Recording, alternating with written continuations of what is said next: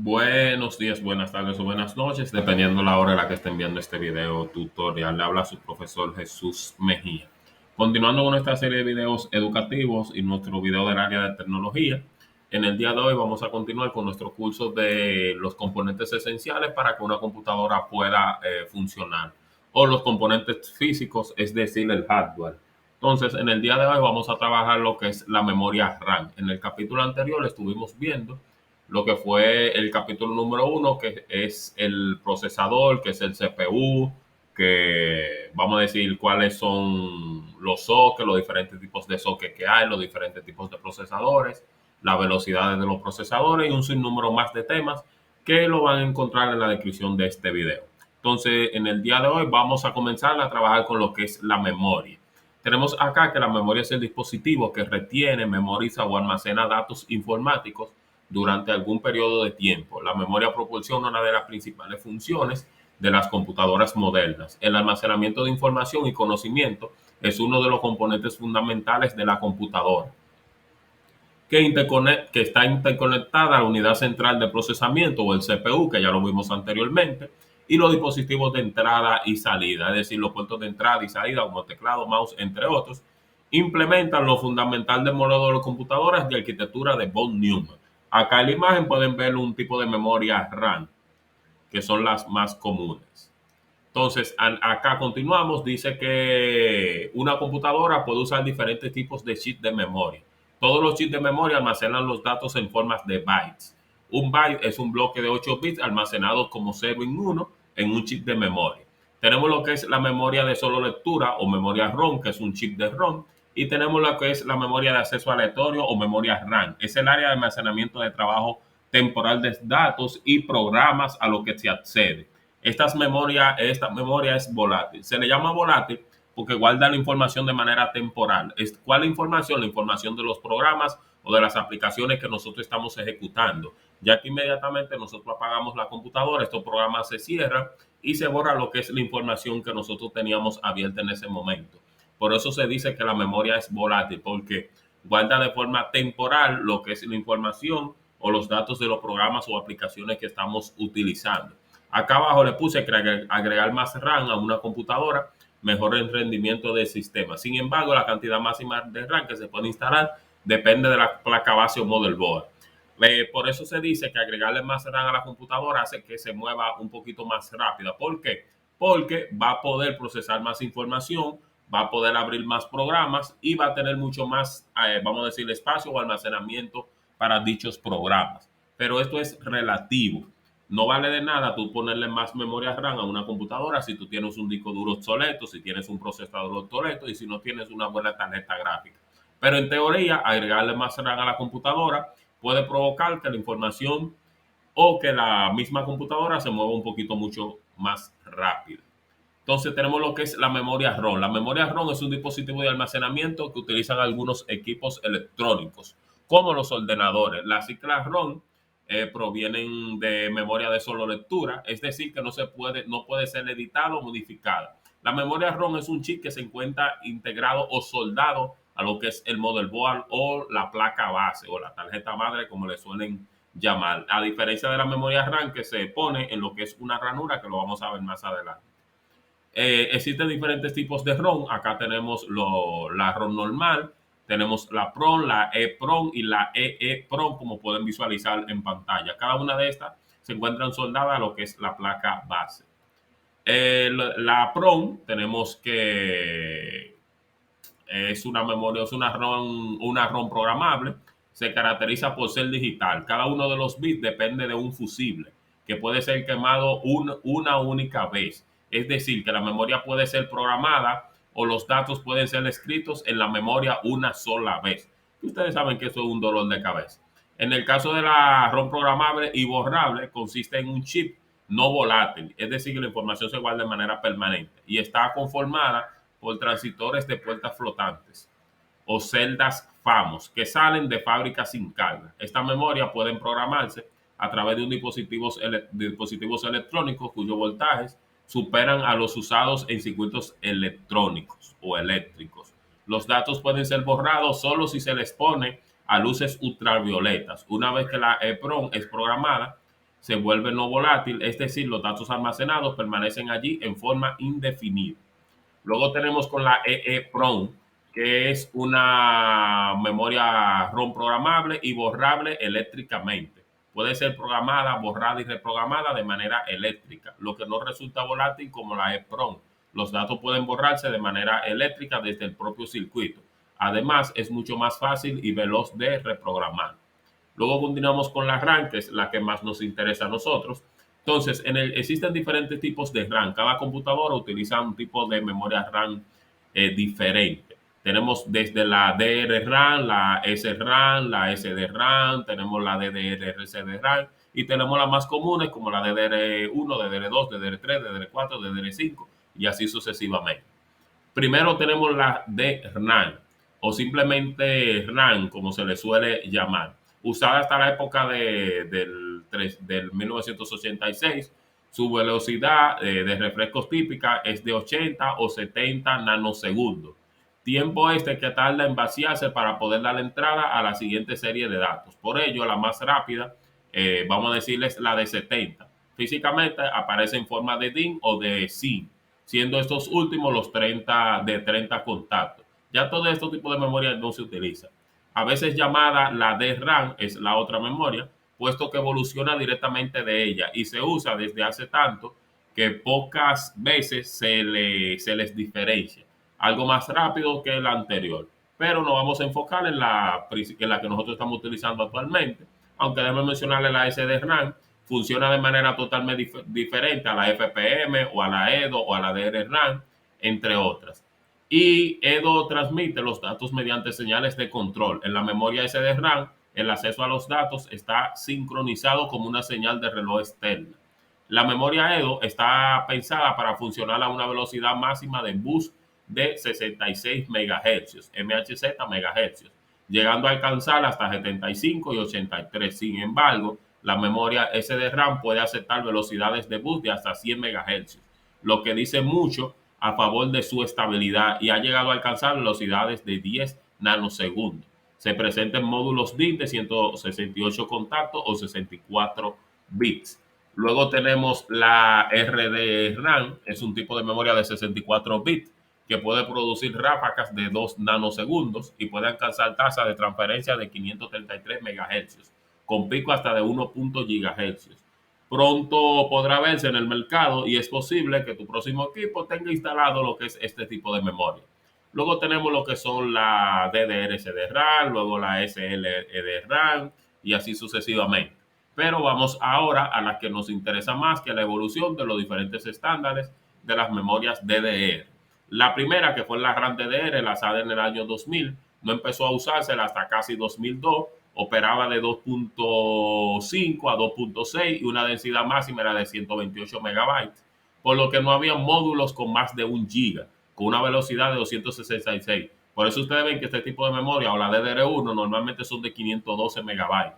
Ustedes ven algunas computadoras, por ejemplo, que tienen dos memorias, pero son de 512. ¿Por qué? Porque era muy difícil encontrar unas de 1 GB.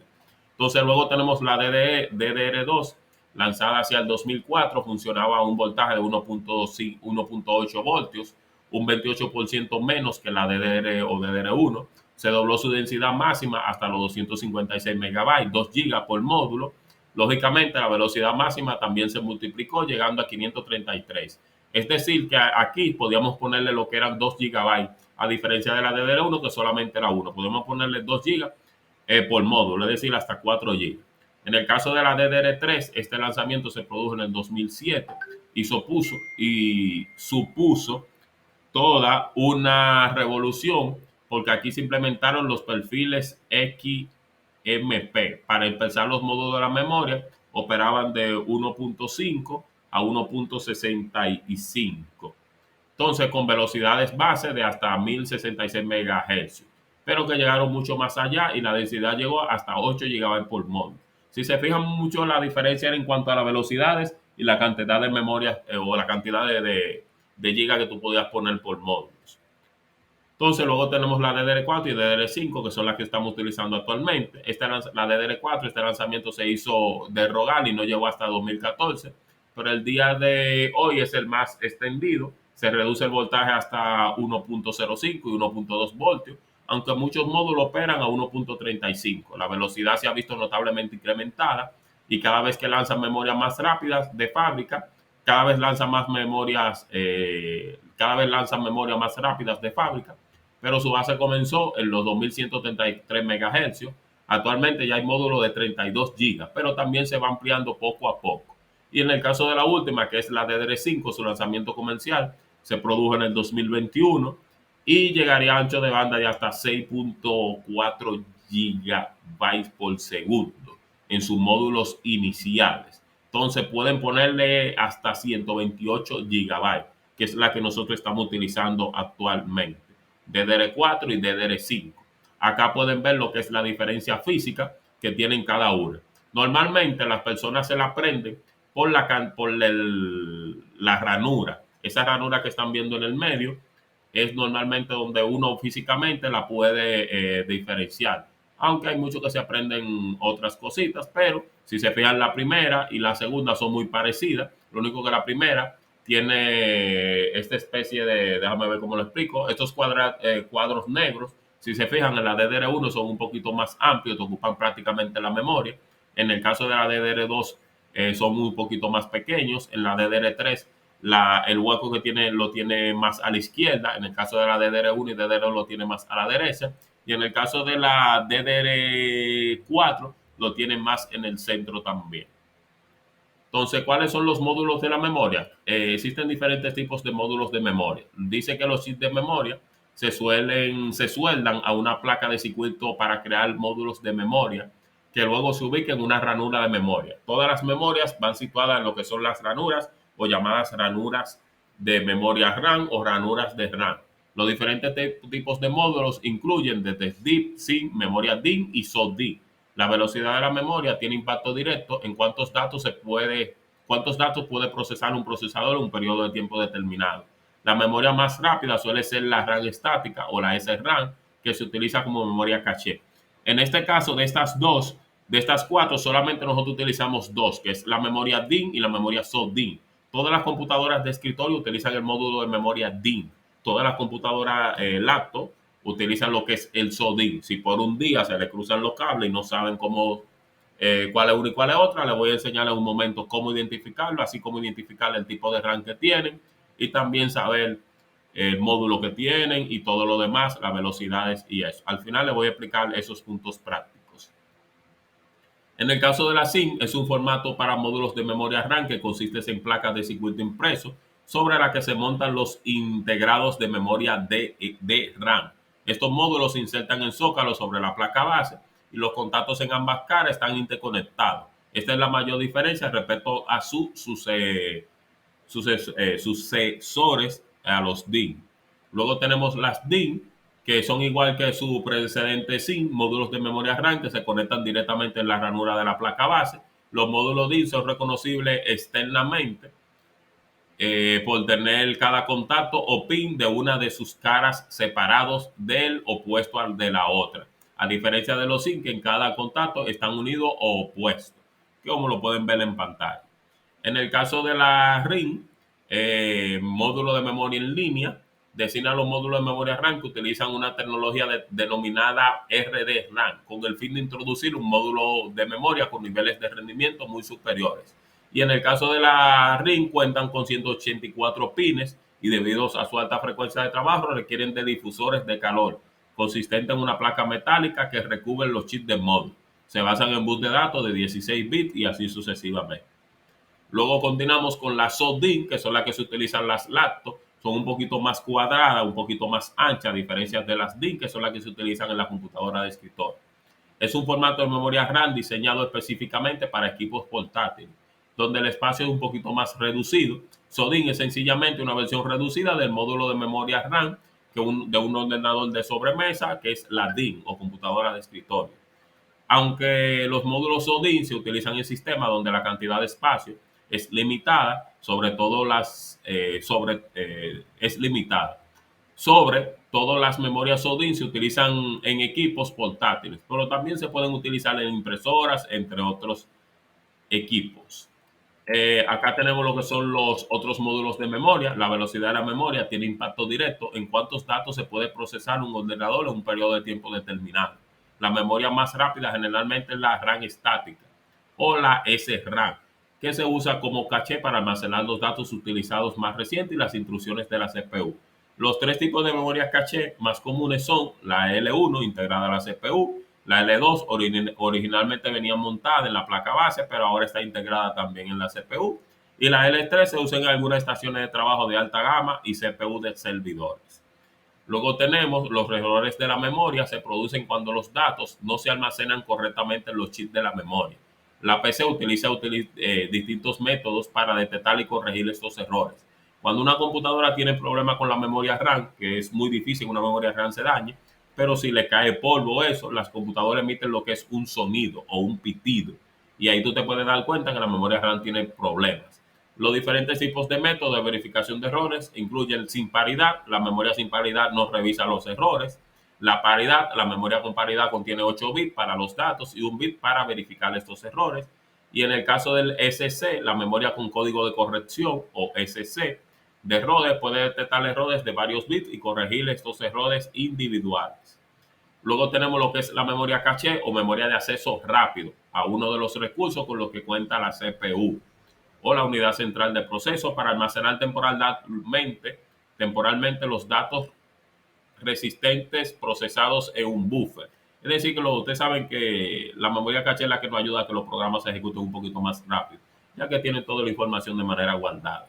La memoria caché opera de un modo similar a la memoria principal de la CPU, pero con mayor velocidad a pesar de ser de mucho menor tamaño. Su eficacia provee al microprocesador de tiempo extra para acceder a los datos más frecuentemente utilizados sin tener que rastrearlo del lugar de origen. Es decir, que te guarda la información ahí rápido y por eso ustedes ven que la computadora se mueve un poquito más rápido. Los tipos de caché, tenemos la caché de disco, es una porción de memoria RAM asociada a un disco particular en donde se almacenan los datos de reciente acceso para agilizar su carga. En la caché de pista, similar a la RAM, este tipo de memoria caché sólida, empleada por supercomputadora, es potente, pero usted sabe que es muy costoso. En la caché de la web se ocupa de almacenar los datos de la página web recientemente visitada para agilizar su carga, navegadores, entre otros. Luego tenemos cómo funciona la caché. Bueno, el funcionamiento de esta memoria alterna es simple. Cuando accedemos a un dato, cualquiera en nuestro sistema computarizado, se crea de inmediato una copia de estos datos más relevantes del mismo en la memoria caché, de modo que los accesos siguientes a dicha información la tengamos a mano y puedan acceder un poquito más rápido. Un ejemplo de eso son las aplicaciones que ustedes hablan en el celular. Ustedes ven que ustedes pueden acceder al celular un poquito más rápido si tienen todas estas aplicaciones guardadas. Si la borran, saben que va a durar un poquito más tiempo para subir. Eso pasa con la caché. Borrar la memoria caché no borra tus archivos porque tú solamente estás borrando la información de manera temporal de los datos que tú estás utilizando actualmente. Se puede borrar la memoria caché manualmente pidiéndole al sistema que libere el espacio alterno y vuelva a llenarlo a medida que sea necesario. Esta operación no altera en absoluto el contenido de nuestra información en el disco duro, ni mucho menos en nuestras cuentas de correo electrónicos o redes sociales. ¿Cuáles son las ventajas que tienen? Bueno, la liberación de la memoria caché cumple con dos propósitos fundamentales, que son eliminar datos viejos o innecesarios, puesto que no siempre utilizamos los mismos datos en el sistema, como archivos viejos o procesos que no volveremos a necesitar, pero que están ahí almacenados para un por si acaso. Acelerar y agilizar el sistema al brindarle nuevo espacio libre para copiar los datos en uso actual, acortando el tiempo de procesamiento. Dicha labor de mantenimiento debe hacerse en cierta periodicidad, es decir, cada cierto tiempo, que sin embargo no debería ser exagerada. Tampoco tú te vas a poner todos los días a borrar la memoria caché. En el caso de la memoria virtual, esto es un punto muy importante. La memoria virtual es una técnica utilizada por los sistemas operativos para acceder a una mayor cantidad de memoria de la físicamente disponible, recogiendo soluciones de almacenamientos alternativas cuando se agota la memoria RAM. En palabras simples, ustedes saben que nosotros tenemos una X cantidad de memoria RAM, 8 GB, 16 GB. Entonces la memoria virtual es una memoria adicional que nosotros tenemos para cuando se nos agota la memoria RAM poderla utilizarla. ¿Es recomendable utilizarla? No. Porque si tú ves que tú estás consumiendo 8 GB de RAM, es porque tú tienes muchos programas abiertos. Recuerda que la memoria RAM es la que le permite a usted ejecutar los programas. Mientras más memoria RAM tú tienes, tú puedes ejecutar más programas, es cierto, y te van a funcionar mucho mejor. Pero no es necesario tú tener 500 tareas abiertas, porque tú nada más tienes dos ojos y tienes dos manos. Entonces, lo recomendable es siempre no tener tantos archivos abiertos. La memoria virtual ella misma se puede configurar de manera automática, el sistema lo configura de manera automática, pero ustedes pueden hacerlo de manera manual. Les repito, no es que tú si tienes 8 gigas, tú le vas a poner 8 gigas virtuales, eso es imposible. Ella misma te da la cantidad de memoria virtual que tú puedes utilizar, que lo vamos a ver de manera práctica en un momento. Entonces, en el caso de la paginación, es una estrategia de organización de la memoria física que consiste en dividir las memorias en porciones de igual tamaño. A dichas porciones se le conoce como páginas físicas o los marcos. Básicamente, ¿cómo funciona? Bueno, esta técnica de gestión de memoria, los programas se dividen en unidades lógicas llamadas páginas. Estas páginas se usan como una unidad de almacenamiento de información, como también para transferirse entre memoria principal y la secundaria. Y este sería el último punto. Entonces nos vamos ahora a los puntos prácticos. Lo primero es cómo saber el tipo de memoria que tiene nuestra computadora. Existen varias formas. Nos vamos a ir a la forma sencilla. Clic derecho, administrador de tareas. Nos vamos a la opción de rendimiento. Nos vamos a la opción de memoria. Acá en la opción de memoria, si tienen Windows 10, acá arriba le va a decirle el tipo de memoria que tiene su computadora. Pero si tienen la versión gratuita, que es la versión Home, no le va a decir el tipo de memoria que tienen, pero le voy a mostrar más adelante cómo buscarlo. En mi caso, acá podemos ver la cantidad de memoria RAM que yo tengo. Yo tengo 32 GB. Tengo 31.7 porque siempre hay algo reservado para el hardware. Acá me da la velocidad de mi memoria, 3200 MHz. Me dice que tengo dos ranuras, es decir, puedo ponerle dos memorias RAM. Acá tengo dos de dos. Siempre yo recomiendo que cuando vayan a ponerle memoria RAM a su computadora sea de la misma velocidad, la misma frecuencia y la misma capacidad. ¿Para qué? Para que el sistema la pueda leer. Es decir, si le van a poner 8 GB, que sea 4 GB de 3200 MHz y 4 GB de 3200 MHz. El factor de forma o el módulo que utiliza mi computadora es SODIMM. ¿Por qué? Porque es una laptop. Acá me dice lo que tengo en caché, 16.9 GB. Es decir, que tengo que eliminar el historial de navegación y varias aplicaciones que tengo por ahí. De los 32 GB me dice que tengo 19 disponibles. Por ende, me está consumiendo 10 y pico. En caché tengo, ya le dije, paginada tengo 546 y no paginado tengo 430. Y ahí es donde nosotros podemos ver todas las características de nuestra memoria. Para saber el tipo de memoria que tiene tu computadora, si es DDR1, DDR2, DDR3, DDR4, y no te sale acá, como en mi caso, pueden hacerlo de una manera, necesitan internet, aunque hay programas. Vamos a la opción de ejecutar, escribimos este comando dxdiag, le damos a aceptar. Acá nos van a salir todos los datos de nuestra computadora. Vamos a copiar este modelo y nos vamos a dirigir a Internet. Nos dirigimos a Internet y copiamos el modelo de la computadora. Es del G155511. Del G155511. Entonces, acá, por ejemplo, miren ahí, pueden entrar a las especificaciones y te va a decir qué tipo de memoria utiliza. Aquí te dice la anchura, te dice la profundidad, te dice el peso máximo y te dicen un sinnúmero de detalles que están ahí abajo. Pero acá no está lo que nos interesa a nosotros, que es el tipo de RAM. Ustedes pueden googlearlo, poner el tipo de RAM o pueden seguir buscando, por ejemplo. Acá te dice, mírenlo acá, dice que trae es una i5, tiene un disco duro de estado sólido, la memoria es DDR4, pero vamos a buscársela de otra forma. Para que lo puedan simplificar, pueden buscar tipo de RAM que utilice. Y vamos a ver, DDR4, miren acá. Tipo de memoria RAM que utiliza es DDR4, de doble canal. Entonces, ya vieron, dos ranuras, ahí mismo te lo dice. Configuraciones y especificaciones. Así de esa forma pueden ver cuál es el tipo de memoria RAM que tiene su computadora. Pero si tienen ahí programas también que te dan todos los detalles de eso. Ahora vamos con el punto número 2. Nos vamos al explorador de archivo. Acá en nuestro explorador de archivo le damos clic derecho y le damos a propiedades. Acá nos vamos a ir al sistema. Aquí en la opción de sistema le damos a configuración avanzada. Esto es para configurar la memoria virtual. Luego que estamos acá en configuración del sistema, nos salen varias opciones. Siempre les invito a que lean, pero lamentablemente nosotros no leemos. Acá tenemos efecto rendimiento, procesador, uso de memoria y memoria virtual. Por ende, esa sería la opción que debemos darle.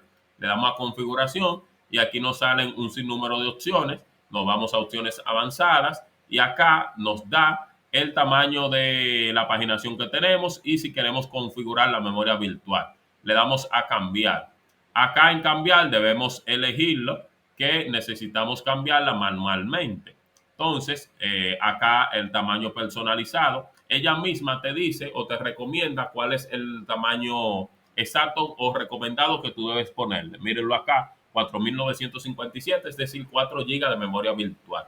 Pero para no hacer más largo este video, le voy a dejar el video de cómo configurar la memoria virtual acá en la descripción de este. Pues déjame ver qué más. Ya le mostré velocidad, todo lo demás. Pues nada, chicos, eso fue todo. No olviden suscribirse, dar like, activar la campana y dejarme aquí en los comentarios cuál otro video quieren que les realice. El próximo capítulo será del disco duro, luego Power Supply y luego entonces Motherboard. Pasen feliz resto del día. Muchas gracias.